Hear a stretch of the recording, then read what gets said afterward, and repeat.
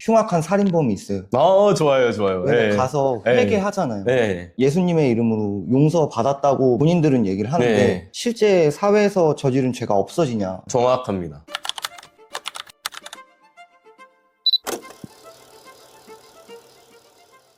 흔히 영화나 드라마에서 많이 쓰이는 소재로 흉악한 살인범이 있어요. 좋아요, 좋아요. 왜 네. 가서 네. 회개하잖아요. 네. 그러면 예수님의 이름으로 용서 받았다고 본인들은 얘기를 하는데 네. 실제 사회에서 저지른 죄가 없어지냐? 네. 그건 아니잖아요. 정확합니다. 재미있는 일화가 있는데, 성경에 보면 다윗이라는 왕이 있거든요. 하나님의 마음에 합한 자라는 표현이 쓰이는데, 그러니까 성경에 전무후무한 인간이에요. 하나님이 진짜 좋아했던, 하는 짓거리마다 다 하나님의 마음에 들었던 인간인데, 이 인간이 어떤 짓을 저지르냐면, 그 자신의 부하가 우리아라는 사람이 있어요. 오른팔 같은 정말 괜찮은 부하예요. 근데 이 사람이 전쟁에 나가 있는 동안 그 아내가 밧세바라는 아내인데 딱 봤는데 너무 마음에 드는 거예요. 데려와서 바람을 핀 거죠. 근데 앞불사 임신을 했어요. 큰일 난 거예요. 그래서 어떻게 하냐면은, 우리야, 너 전쟁하지 말고 들어와. 야, 너 아내가 있는데 내버려두면 되냐? 같이 행복한 밤을 보내. 근데 충직한 부하예요. 왕이시여, 내 병사들이 전쟁하고 있는데 내가 어떻게 그렇게 할 수 있습니까?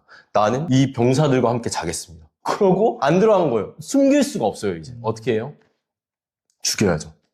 자기의 충직한 지휘관 같은 애 시켜가지고 우리아를 전선의 맨 앞으로 보내라. 그래서 왕이시여, 우리아가 치열하게 싸우다 죽었습니다. 그러냐? 알겠다.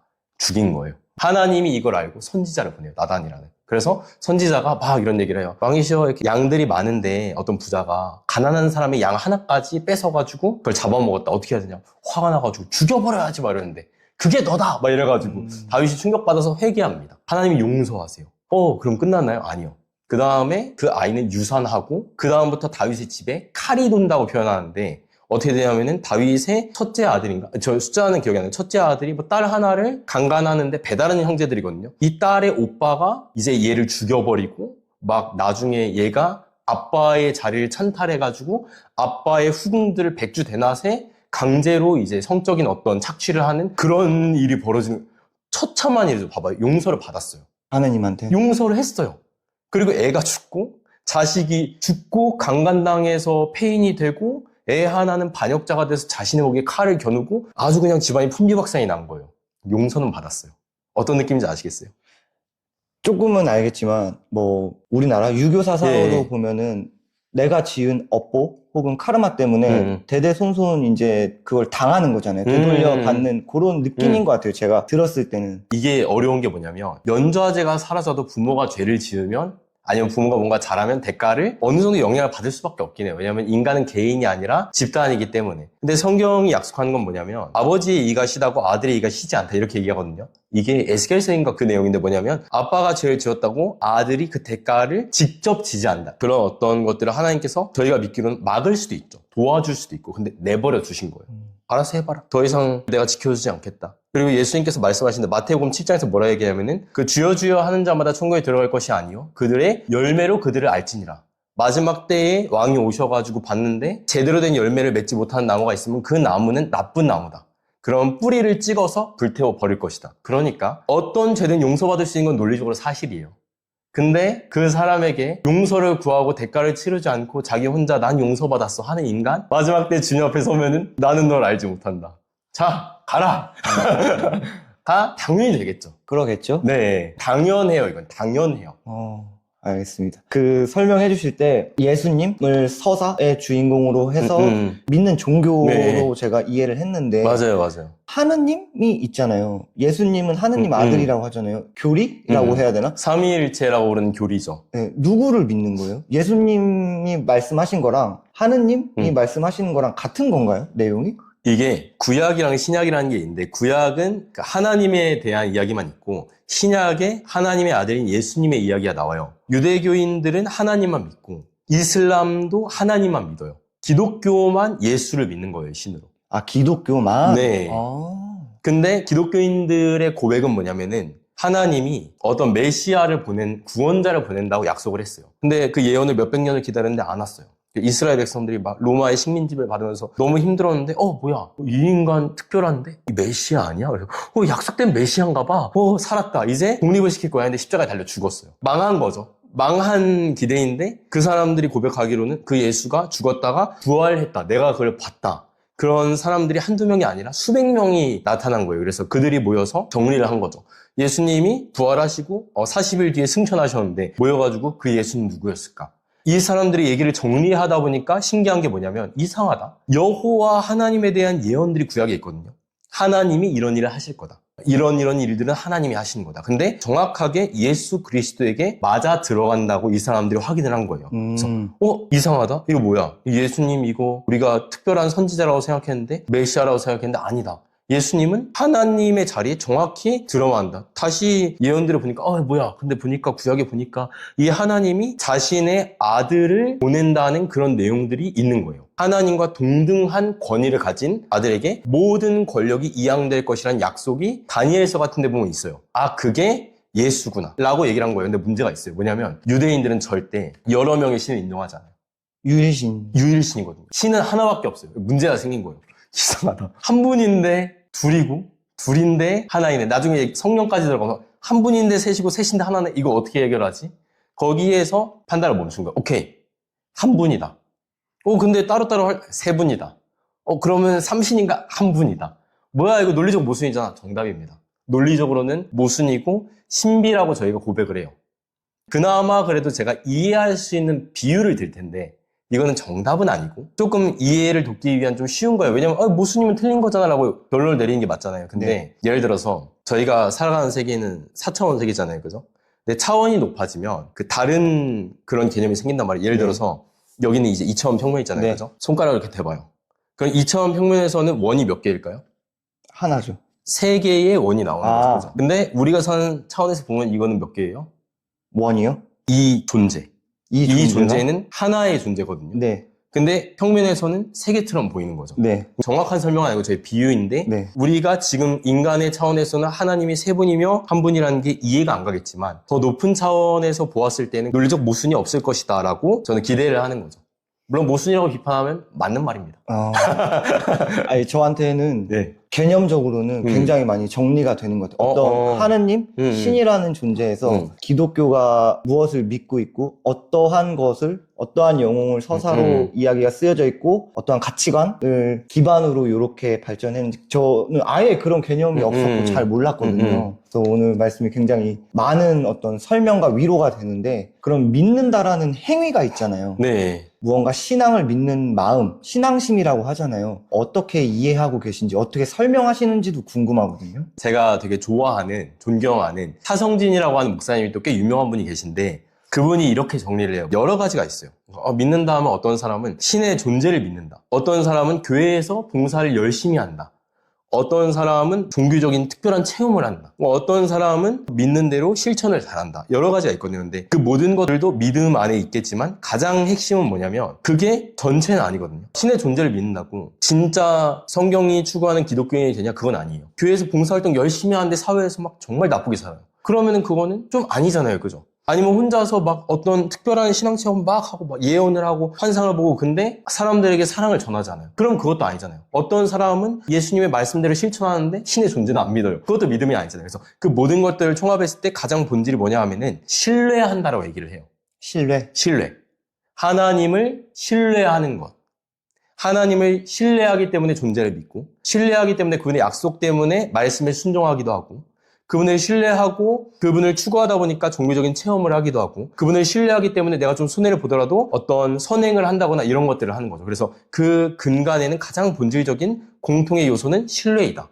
이렇게 표현을 합니다. 다른 얘기일 수도 있지만 그 신뢰라는 것을 저 같은 비종교인이 못 갖는 이유가 굉장히 많을 건데 네. 저 같은 경우에는 무언가를 믿기 시작하잖아요. 아까 앞서서 설명해 주셨듯이 연약한 존재이기도 하잖아요, 사람은. 그러면 이 세상을 살아가는 건 나인데 내가 무언가에 대해서 보이지 않는 초월의 무언가를 느끼고 믿는다고 해서 이 내 삶이 달라지지 않는다라는 거죠. 근데 여기서 제가 말씀드리고 싶은 건 이 달라지지 않는 것을 탓하는 게 아니라 결국은 삶이라는 건 나가 주체적으로 살아가야 되는데 그러기 위해서는 내가 발전을 해야 된다고 저는 음. 생각을 하거든요. 네. 그러면 발전이라는 건 당연히 함께 모여 사는 사회니까 문제가 있을 수 있죠. 트러블이 생길 수 있고 그거를 내가 직접 맞닥뜨리고 네. 겪고 너와 나라는 존재가 서로 하모니를 냈다가 불협화음도 냈다가 이 안에서 대화를 통해서 네. 내가 인지하고 나와 다른 너는 어떠한지 또 인지하고 이렇게 내가 발전해가야 나 스스로가 잘 살았다고 생각이 되는 것 같은데 신을 믿는다라는 건 무언가 기대는 것 같은 거죠. 내가 느껴서 이 사람이 이렇다라는 걸 나가 느껴서 바뀌는 게 아니라 저 신이 내가 믿고 있는 신앙심, 교리가 이럴 때는 요렇게 하라고 했는데 요럴 때는 이런 게 좀 더 올바른 삶이라고 했는데 라고 생각하고 내가 움직이는 건 네. 떨어져서 거시적으로 봤을 때 나 자신을 약하게 만드는 거 아닌가 하는 의문이 생기거든요. 저는 그거 적절한 의문이라고 생각하고 그게 니체가 얘기했던 의문이잖아요. 그죠? 그런가요? 왜냐하면은 네. 기독교의 도덕은 노예의 도덕이라서 사람들을 나약하게 만든다는 식으로 비판을 했어요. 근데 저는 그게 기독교에 대한 좋은 경고라고 생각을 하거든요. 왜냐하면은 실제 어떤 기독교인들은 삶이 나약해집니다. 실제로. 지나치게 종교 중독에 빠져가지고 내가 주체적으로 책임지고 선택을 해야 될 때 무책임하게 뭔가 현실을 외면하기도 해요. 저는 그거는 좋지 않다고 생각을 하는데 저는 성장을 추구하는 사람이거든요. 제 꿈은 목사왕입니다. 네. 그러실 거예요. 네, 감사합니다. 저는 니체가 되게 멋있다고 생각해요. 니체가 하는 게 뭐냐면 결국에는 이 세상의 도덕이라는 것은 취향에 불과하고 도덕이 취향에 불과하다면 초월적인 가치나 이런 것들이 모두 해체되는 거거든요. 그래서 별명이 망치를 든 철학자죠. 그런 허무한 세상을 살아가면서도 영원회귀라고 하거든요. 내가 이 인생을 무한히 영원히 똑같이 반복한다 할지라도 단 하나도 바꾸지 못하고 그래도 나는 이 삶을 긍정하겠다. 얼마나 멋있어요. 근데 제 질문은 그거예요. 멋있는데 너 그거 어떻게 이룰 수 있는데? 라는 게 저의 질문이에요. 전 니체가 되게 멋있다고 생각하지만 니체는 말년에 정신병으로 죽었거든요. 네. 그걸 비하하고 싶진 않아요. 근데 내가 나의 주체를 가지고 이 인생을 강하게 부딪히면서 세상과 부딪히면서 강해지며 살아가는 건 멋지죠. 영웅서사죠. 그게 사실은 연약한 인간에게 쉬운 일인가? 저 어렵다고 봐요. 맞습니다. 네. 근데 그게 어려울 때 전능하신 하나님께서 나를 사랑하시고 나의 삶에 좋은 계획을 가지고 있기 때문에 내가 이 손을 놓을 것 같은 절망 속에서도 버텨보자. 하나님이 나에게 최고의 뭔가를 주실 거다.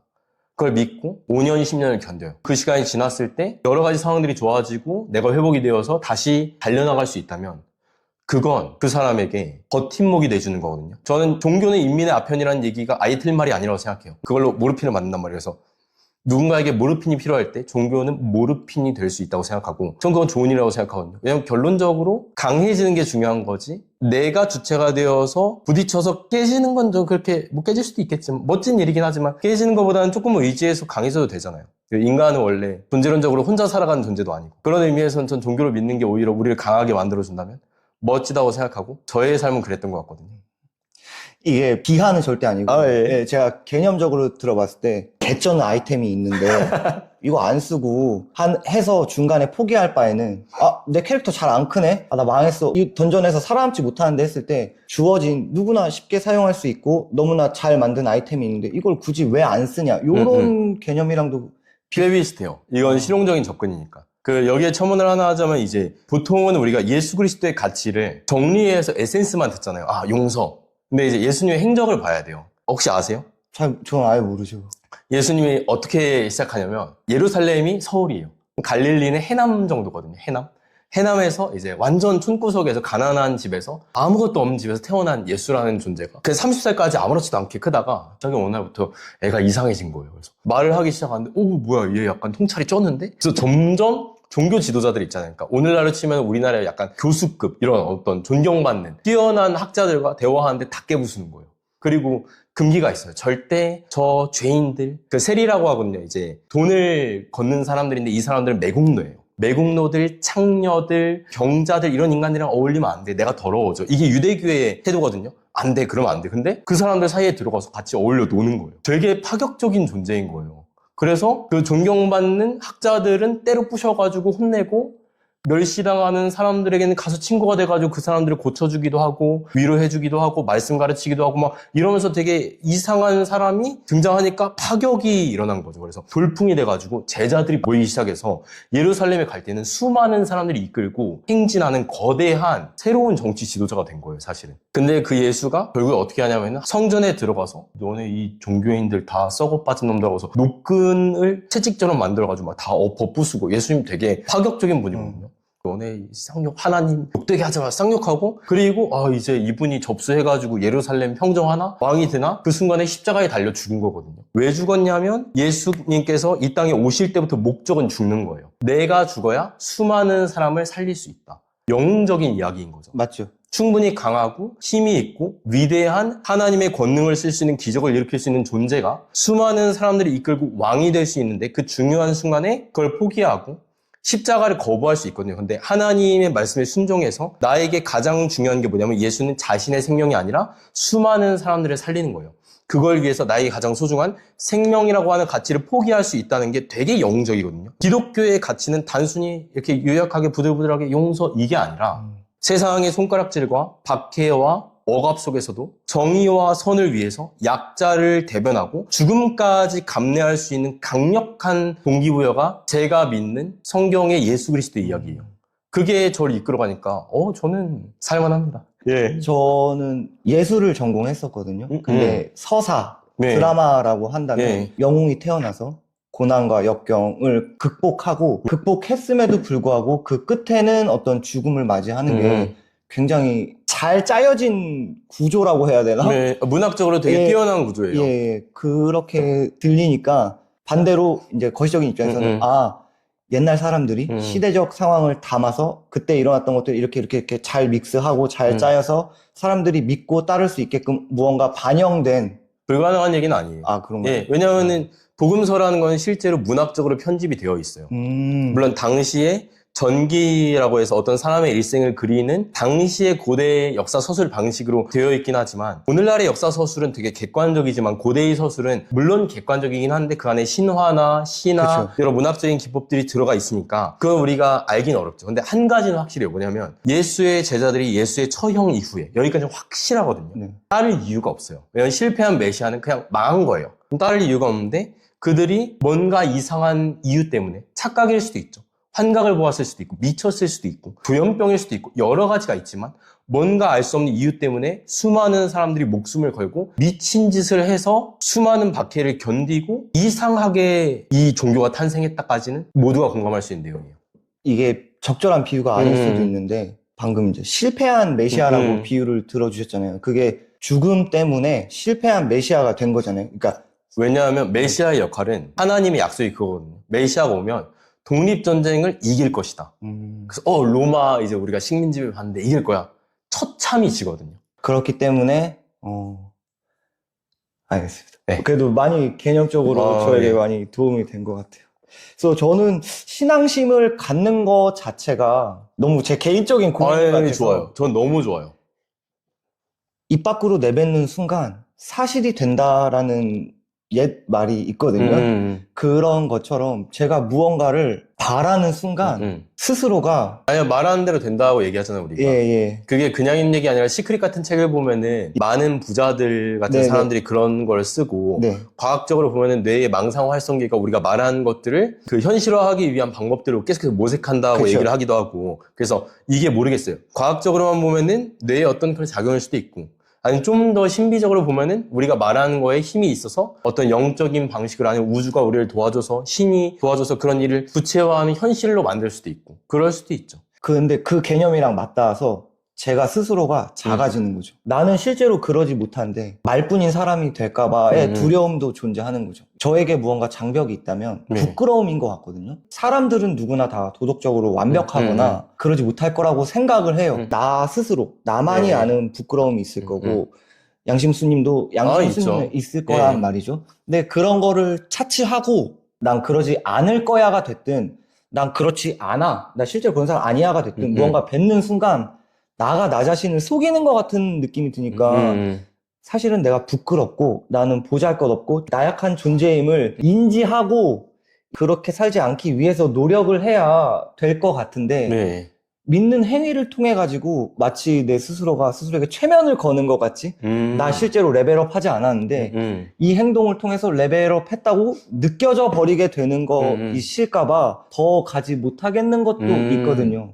이해는 가요. 크게 보면 그렇지만 그 안에 구체적인 어떤 메커니즘이 있잖아요. 네. 복잡한 메커니즘 두 가지만 짚고 가면은 조금 더 시원해질 수도 있을 것 같은데, 그러니까 첫째는 우리가 나의 어떤 연약함을 마주하는 것, 나의 심연을 보는 건 어려운 일입니다. 되게 큰 용기가 필요하기도 하고 인지를 못할 수도 있어요. 근데 그게 가능하게 하는 건 뭐냐면은 비난이나 올바로 살아야 돼가 아니라 풀어주는 거거든요. 야, 괜찮아. 말해봐. 큰 형이나 아버지 같은 분들은 야, 얘기해봐. 괜찮아. 그러면 수술 얘기할 수 있거든요. 그러니까 근데 저는 기독교의 신앙이라는 게 뭐냐면 신이라고 하는 무한한 사랑을 가진 분 앞에 모든 인류사를 보면서 수많은 범죄들을 보아오고 그런 사람 앞에 가서 나의 어떤 밑바닥을 꺼내는 거거든요. 근데 꺼내면서 나도 볼 수 있는 거예요. 나를 직면할 수 있는 좋은 기회이다. 두 번째는 기독교는 이렇게 얘기하는데 믿음은 바라는 것들의 실상이요 보이지 않는 것들의 증거라 하면서 믿음을 가지고 갔던 사람들이 결국에는 그 약속을 이루었다. 이런 얘기들을 하거든요. 그래서 이렇게 너네는 이미 받은 줄로 생각하고 그 이미 이루어진 것처럼 기도해라. 기대하는 것이 우리를 이끌어간다라고 얘기를 하는데 아까 우리가 처음 얘기했던 것처럼 말하는 것이 우리를 이끌어갈 수도 있잖아요. 그래서 그 괴리감이 우리를 힘들게 할 수도 있지만 반대로 우리를 끌어갈 수도 있는 거죠. 양면적인 힘이 있는 것 같아요. 근데 제가 믿기로는 믿지 않는 사람이든 믿는 사람이든 특히 어떤 거대한 일들을 이루는 사람들은 꼭 말하라고 하는 것 같아요. 그래서 저도 말하거든요. 그래서 묵상 된다고 얘기하는 거예요. 말해야 좋은 것 같아요. 그래서 저도 네. 궁금하고 잘 모르겠으니까 들어보는 거거든요. 그러려고 모신 것도 있고. 네. 방금 하신 말씀 중에서 제가 또 하나 의문은 내가 나 스스로 오롯이 마주봐야 좋다라고 생각하는 사람인데 왜 그것을 신 앞에 가서 해야 되는지에 대한 호기심, 의문이 생기거든요. 그런 것도 혹시 얘기가 가능하실까요? 혼자서 나를 마주하는 것보다 자비로운 사람 앞에서 나를 마주할 때 더 있는 그대로의 나를 마주할 수 있다라고 저는 생각을 하고 더 정직하게, 그리고 그 외에 내가 나를 마주하는 게 안 될 건 없죠. 전 그게 안 될 건 없다고 생각을 해요. 다만 이건 약간 불교의 인사이트인데 나라고 하는 자아는 사실은 굉장히 많은 것들의 집합체이거든요. 뇌과학적으로 봤을 때 자아라고 하는 게 실제로 존재하는지도 불확실해요. 그런 의미에서 불교의 통찰이 좋다고 생각하거든요. 그러니까 나라고 하는 어떤 개념은 좌뇌가 정당화하고 설명해낸 어떤 형태와 상태잖아요. 불안정한 잡음이란 말이에요. 그래서 열반이 뭐냐면은 불이 꺼졌다는 거거든요. 약간 컴퓨터 전원 켜고 하면 이렇게 뭔가 이미지가 나타나지만 그건 실상이 아니라 허상이잖아요. 네. 불이 꺼지는 거죠. 그죠? 근데 문제는 뭐냐면 내가 나를 마주할 때 그 엄청난 잡음들이 있는데, 제가 그냥 이건 개인적으로 경험하는 건데, 신 앞에 독대하는 순간에는 제 경험으로는 모든 것들이 고요해져요. 찬송가에 이런 표현이 있는데 세상과 나는 강구덥고 구속한 주만 보이도다 하는 것처럼 고요하고 또렷하게 오히려 나를 볼 수 있게 도움이 되는 것 같아요. 그래서 도움이 되기 때문에 신 앞에 나아가서 나를 보는 것이 전 좋다고 생각합니다. 방금 말씀해주신 건 신앙심을 갖게 된 혹은 마주하게 된 양심우 스님의 경험인 것 같아요. 그러면 다른 분들도 그런 신앙심을 갖게 된다라든가 신을 마주할 수 있는 기도응답이라는 단어도 있더라고요. 그런 거를 좀 잘 할 수 있는 방법이 존재하나요? 있는데 되게 단순해요. 그냥 예배를 드리고 말씀을 계속해서 묵상하고 기도하고 찬양하고 그 말씀을 실천하는 거, 이거밖에 없어요. 물론 그 안에 더 뛰어난 영성을 가지고 있는 누군가가 기도를 도와주면, 뛰어난 영성을 가지고 있는 목사님이 있으면, 이런 얘기들을 붙이지만 엄밀히 얘기해서 성경이 우리에게 약속해준 방법은 딱 그거밖에 없어요. 그러니까 이런 점에서는 개신교는 어떤 한 개인의 영적인 수준을 그렇게까지 중요하게 여기진 않는 것 같아요. 모두가 누구나 원한다면 나아갈 수 있고, 하나님이 사실은 원하시는 대로 이끌어 가시는 거예요. 방금 말씀하신 어떤 행위, 방법들이 약간 불교에서 스님들 처음에 입문하시면은 빗자루질 시키잖아요. 예. 법률을 공부하기 전에 일단 쓸어라. 약간 그런 느낌 비슷한 맥락 맞을까요? 아닌가요? 아예 그거보다는 오히려 이렇게 매주 절에 가라. 가서 뭐 절 이런 것들을 충실하게 해라. 그리고 계속해서 뭐 이렇게 화엄경 이런 것들을 읽어라. 그런 것들을 계속 일상에서 실천하려고 노력해라. 이런 어떤 기본적인 신앙생활 정도면 충분하다인 거예요. 네. 완전히 이해했습니다. 너무 감사합니다. 예. 양심우 스님 인생에서 신앙심, 종교가 차지하는 비율은 어느 정도 되는지도 궁금하거든요. 저 개인이 생각했을 때 저는 한 80% 이상이 되지 않을까라고 저는 믿어요.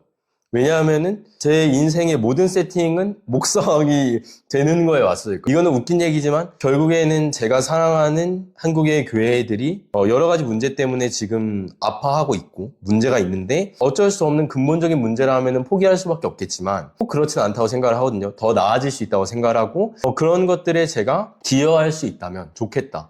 근데 저보다 더 잘하는 사람이 있을 수도 있는데 다 각자 열심히 하고 있는 거니까 혹시 덜일 수도 있잖아요. 그래서 그러면 내가 내 모든 것들을 다해서 충실하게 나의 모든 시간과 노력과 에너지를 거기에 쏟아부어서 저는 딱 그림이 있어요. 그냥 나중에 한 70살 넘어서 은퇴하고 이제 나이가 많이 먹어가지고 조금 있으면 죽을지도 모르는 그런 순간에 제가 만약에 충실하게 잘했다면 저를 사랑하는 저의 어떤 제자들과 그리고 저의 성도들이 제 주변에 있을 때 제가 일평생 성실하게 하나님을 위해서 교회를 섬겼더니 제가 젊었을 때는 교회가 이렇게 저렇게 사회적인 비난도 많이 받고 힘들었는데 지금은 교회가 존경을 받고 여러분도 평생 수고하면 하나님께서 거기에 맞는 보답을 주신다. 저는 이 얘기를 하게 되면 너무 좋을 것 같다는 생각이 들어요. 그게 저의 꿈이에요. 그래서 소위 얘기하는 한국에는 약 100년 전에 한 1907년도에 한국에서 평양에서 거대한 부흥이라고 하거든요. 거대한 기독교 운동이 일어났어요. 근데 그게 한국에만 있는 게 아니라 전 세계에 있어요. 그때가 되면은 많은 신자들이 양심이 각성하고 뭔가 선하게 살려고 노력하고 되게 신실해지고 그런 것들이 있거든요. 그게 사회에도 영향을 미치는 그런 게 있어서 열정으로 타오르는 그런 것들이 있는데 그건 제가 어떻게 조작할 수 있는 건 아니지만 성실하게 했을 때 하나님께서 야 너네 수고했다. 내가 대한민국에 다시 한번 그 열정을 한번 부어줄게. 보고 기뻐하며 천국에 가자. 이렇게 하는 날을 좀 꿈꾸고 있어요. 그거가 목적, 그걸 위해서 모든 세팅이 다 돼 있어서 제가 느끼기엔 80% 정도가 종교인 것 같아요. 진심을 담아서 존경합니다. 리얼 감사합니다. 제가 어떤 단어를 써야 할지 모르겠는데 쉽지 않잖아요. 뭐 편집하셔도 되는데 네. 그런 게 있는 거죠. 어떤 종교, 특히 기독교의 쇠퇴가 네. 현대 사회에서 비과학적인 부분일 수도 있고 논리적이지 뭐 철학적이지 못한 부분일 수도 있다. 이런 얘기들을 하면서 멋이 없다라는 정확해요, 그건. 얘기도 있었단 말이죠. 근데 저는 반대예요. 그렇게 말하는 너는 무언가에 걸어봤냐 이거예요. 너는 뭘 걸고 그렇게 말하냐 이거죠. 제가 뭐 오늘 처음 뵀지만 양심우스님 모든 걸 걸고 하는 거란 말이죠. 누군가는 너무 그 변증을 굳이 하는 것 자체가 사람을 상대하는 것 자체가 멋이 없어. 카리스마를 잃는 행위야. 왜 거기서 그렇게 하고 있어? 이렇게 생각할 수도 있지만 비슷한 거 봤던 것 같아요. 아니라고 저는 생각하거든요. 아예 틀린 말은 아니긴 해요. 예. 왜냐하면은 설명하는 거는 신비롭지 않거든요. 그쵸. 이해가 돼요. 근데 좀 불친절하면 조금 설명해주고 신비가 다 사라지는 건 아니니까 저는 그 정도로 생각하는 건데 아마 또 맥락이 다를 수도 있긴 해요. 그럼에도 저는 그것 위에 있다고 생각해요. 그렇잖아요. 내가 믿는 신념이잖아요. 내가 믿는 신념을 걸고 올인할 수 있는 거는 전혀 다른 얘기라고 생각하기 때문에 그 올인할 때 뭐 맞을 수도 있고 틀릴 수도 있고 역사가 판단할 수도 있고 시간이 지나야 알 수도 있겠지만 그런 거는 다 지금 현재는 필요 없는 거잖아요. 일단 내가 여기에 몰입하고 최선을 다해서 올인하는 거잖아요. 저는 조던 피터슨을 꽤 좋아하거든요.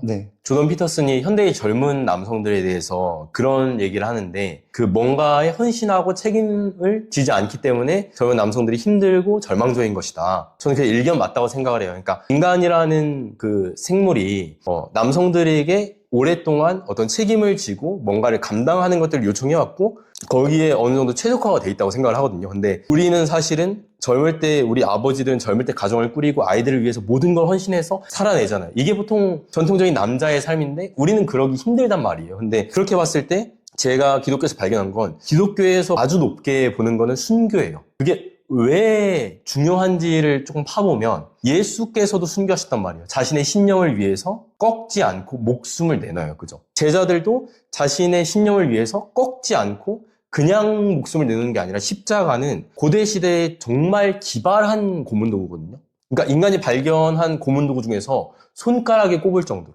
그만큼 잔인한 형벌인데 그거를 기어코 견딘 거예요. 신념을 위해서. 그만큼 뭔가 모든 걸 내던질 만한 가치를 발견했다는 거죠. 근데 저는 비슷한 의미에서 제 인생 적어도 제가 15년 전에 고등학교 2학년 때 발견한 그 가치를 가지고 15년 인생의 절반을 걸었는데 아직까지 후회가 되지 않고 그런 의미에서 저는 되게 기쁘죠. 아, 내가 인생 전부를 쏟아 넣을 만한 멋진 가치를 발견했구나라고 느껴서 저는 되게 즐겁고 행복한 것 같아요. 응원합니다. 진심이에요, 진심. 진심으로 감사합니다. 네. 대화를 하실 때 예. 이렇게 사회가 발전했잖아요. 앞전에 말했던 철학적이거나 과학적인 근거를 들어서 얘기하시는 분들도 있을 거란 말이죠. 네. 그럴 때 내가 좀 밀리나? 혹은 내가 말했는데 이런 부분은 논리 정연하게 설명할 수 없네. 이런 경우도 있으신가요? 그렇게 많지는 않았던 것 같은데 종종 그런 것들이 있죠. 그러니까 예를 들면은 제가 연세대학교 생명과학과 학생을 만났을 때 그 자연의 악에 대한 질문이 되게 어려운 질문이에요. 기독교 내에서 가장 어려운 질문에 속하고 전형적인 대답이 있어요. 근데 알고 있긴 하지만 직접 대화해보면서 이거를 더 하는 것보단 내가 공부하는 게 낫겠다 해서 포기했거든요. 그리고 그 질문을 제가 그 전에 이미 저와 함께 이런 변증을 한 친구 아는 분들에게 물어봤었어요. 나는 이게 잘 납득이 안 된다. 어렵다. 그러니까 그런 부분이 당연히 있죠. 있기도 하고 아니면 예를 들어서 저는 빅뱅 우주론을 가지고 그 세상의 기원의 얘기를 한 다음에 제일 원인이 필요하고 그것이 신일 수 있지 않냐 이렇게 철학적으로 조금 넘어가는데 다만 빅뱅 우주론은 되게 어려운 과학이라서 여러 이론들이 있어요. 그래서 전문가들이 들어오면 사실은 제 설명의 어떤 디테일들이 틀렸다. 그래서 이렇게 해서 가는 건 좀 과한 거다. 비판을 할 수 있다고 저는 생각을 해요. 그건 제가 당연히 밀리겠죠. 근데 그런 게 있다고 할지라도 일단은 첫째로 제가 할 수 있는 제가 아는 지식 안에서의 최선을 저는 추구하는 것이고 그리고 둘째로 만약에 그렇다면 또 내가 잘 몰랐구나. 더 공부해야겠다. 그리고 더 배우게 되겠죠. 그리고 저는 지난 한 7년 동안 계속 그렇게 발전해왔던 것 같아요. 멋진 것 같아요. 방금 얘기하셨잖아요. 뭐 내가 논리를 떠나서 어떤 나보다 전문적인 지식이 있는 분들한테 내가 부족하구나를 인정하시는 거잖아요. 나를 인정하고 7년간의 발전을 이룩하신 거잖아요. 그런 부분이 저한테는 굉장히 귀감이 되는 것 같아요. 왜냐면은 제가 논리에서 밀렸다고 하나님이 사라지거나 제가 이겼다고 하나님이 생기는 건 아니잖아요. 용감하게 저는 아직 미완성이라고 믿거든요. 제가 아직 어떤 완성된 위치에 가 있지 않다고 생각하고 저는 아마도 제가 평생 동안 발전할 거라고 믿기 때문에 과정에 불과한 거죠. 좀 부끄러우면 어때요? 제가 나중에 부끄러워지는 것보다 지금 저의 연약함이 드러나서 발견하고 개선해서 나중에 덜 부끄러운 게 더 낫다고 생각을 해가지고 저는 부끄럽지 않은 거라고 생각합니다. 진짜 진심으로. 네, 감사합니다. 모르니까 물어볼 수 있는 거고 제 말에서 또 얻을 수 있는 것도 있기 때문에 그 모든 거는 다 양분이 될 거라고 생각하고 좋은 거라고 생각합니다. 감사합니다. 그러면 종교에서 말하는 도덕적인 기준이나 선악은 따로 있는 건가요? 약간 다르긴 해요.